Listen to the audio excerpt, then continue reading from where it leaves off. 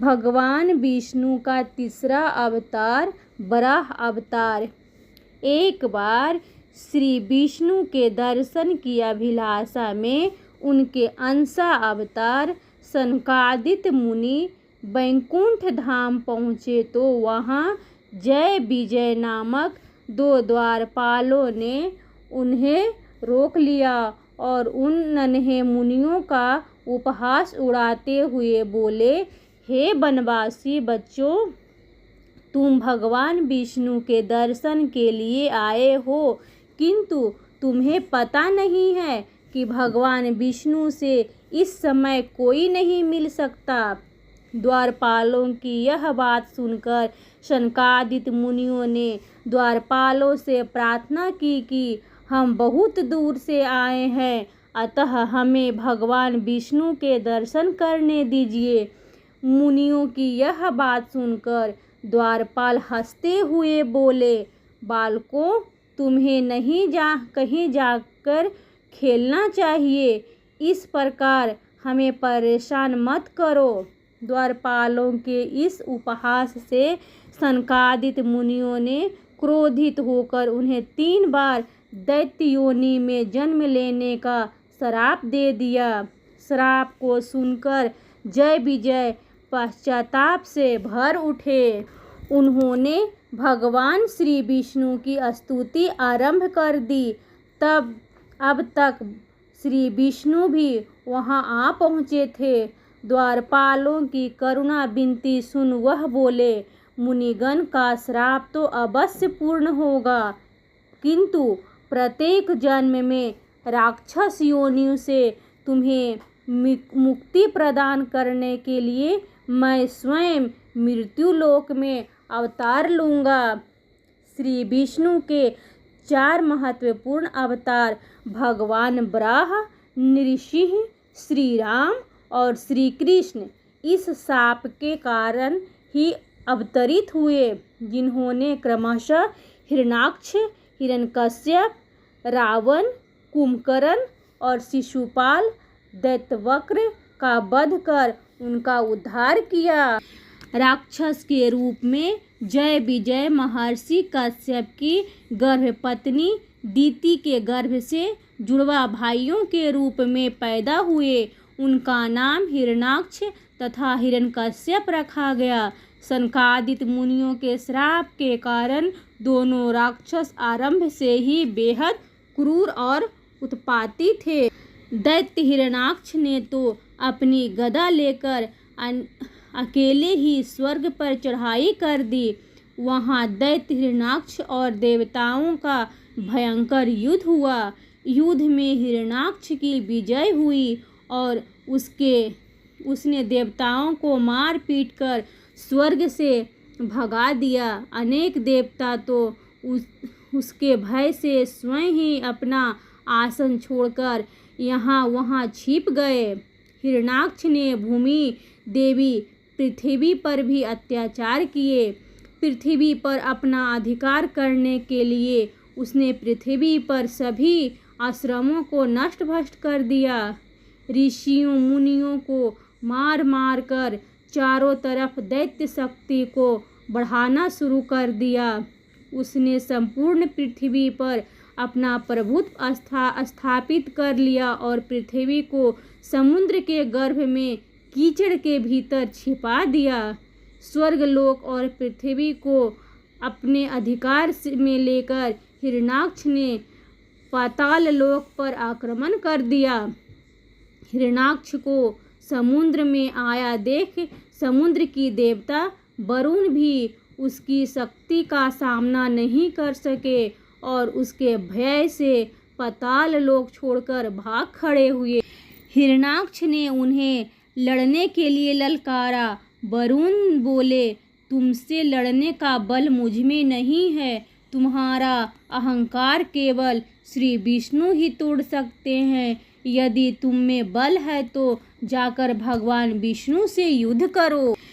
इधर ब्रह्मा जी सृष्टि रचना के कार्य में लगे हुए थे। उन्होंने जैसे ही श्री विष्णु का स्मरण किया वैसे ही भगवान विष्णु वहाँ प्रकट हुए और दोनों दो भागों में बट गए, एक भाग नर और दूसरा भाग नारी के रूप में। नर का नाम मनु और नारी का शतरूपा।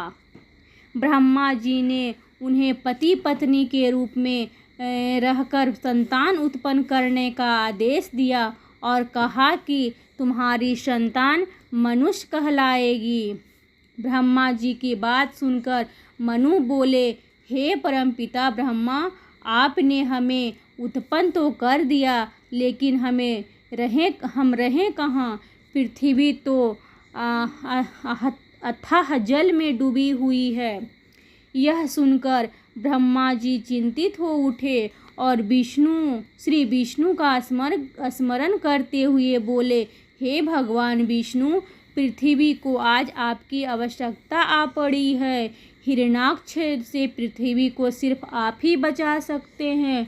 आपने ही दैत्य हिरण्याक्ष को पुनर्जन्म में अपने हाथों मारने का वरदान दिया था। प्रभु, हिरण्याक्ष को मारकर पृथ्वी को उसके दमन से बचाइए। ब्रह्मा जी की स्तुति को सुनकर भगवान विष्णु ने वराह का रूप धारण किया और ब्रह्मा जी के नासा छिद्र से एक अत्यंत सूक्ष्म वराह के रूप में तीव्र गति से निकले और देखते ही देखते पर्वताकार होते चले गए। उस वराह की तीव्र हुंकार से तीनों लोग कांप उठे।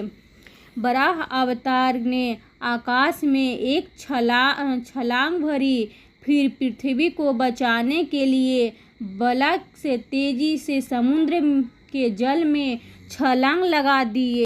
वराह रूपी श्री हरि जल को खींचते हुए पाताल लोक तक जा पहुँचे। वहाँ पृथ्वी को खोजकर उन्होंने उसे अपने थूथन और भयंकर दांतों पर रख लिया और तीव्र हुंकार भरते हुए ऊपर उठते चले गए। उधर भगवान विष्णु की खोज में हिरण्याक्ष क्रोध से पागल होकर उत्पात मचा रहा था। तभी नारद मुनि वहां पहुंच गए और बोले, तुम जिसकी खोज में क्रोध से पागल हो रहे हो, वह श्री विष्णु तो वराह रूप में रसातल से पृथ्वी को उठाकर ऊपर जा रहे हैं। जाओ, उनका पीछा करो। हिरण्याक्ष तुरंत वहां आ पहुंचा और वराह रूपी श्री हरि को ललकारते हुए बोला, हे मायावी विष्णु, तुम्हारी मृत्यु आज मेरे ही हाथों से होगी। आज तुम्हें कोई नहीं बचा पाएगा। राक्षसों का सबसे बड़ा दुश्मन आज धराशाही होगा। हे विष्णु, अगर तुम वीरों की तरह मरना चाहते हो तो मुझसे युद्ध करो, अन्यथा मरने के लिए तैयार हो जाओ। पृथ्वी को अपनी सही जगह स्थापित करने के बाद भगवान विष्णु हिरण्याक्ष की ओर पलटे।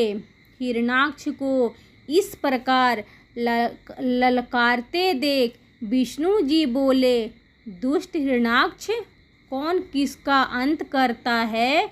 इस प्रश्न का उत्तर तुम्हें शीघ्र ही मिल जाएगा। सर्वप्रथम मेरे क्रोध से अपने को बचाओ। दोनों में घोर संग्राम छिड़ गया। महापराक्रमी हिरण्याक्ष के अस्त्र शस्त्र और माया का भगवान वराह पर कोई प्रभाव नहीं पड़ रहा था। वह हतोत्साहित होता जा रहा था। ब्रह्मा जी और देवराज इंद्र सहित सभी देवगण इस भीषण संग्राम को देख रहे थे। ब्रह्मा जी ने हिरण्याक्ष को शीघ्र मार डालने की प्रार्थना की। उनकी प्रार्थना स्वीकार कर भगवान वराह ने हिरण्याक्ष की कनपटी पर तीव्र प्रहार किया। इससे हिरण्याक्ष की दोनों आंखें बाहर को निकल पड़ी। वह पछाड़ खाकर नीचे गिर पड़ा और फिर कभी नहीं उठ सका।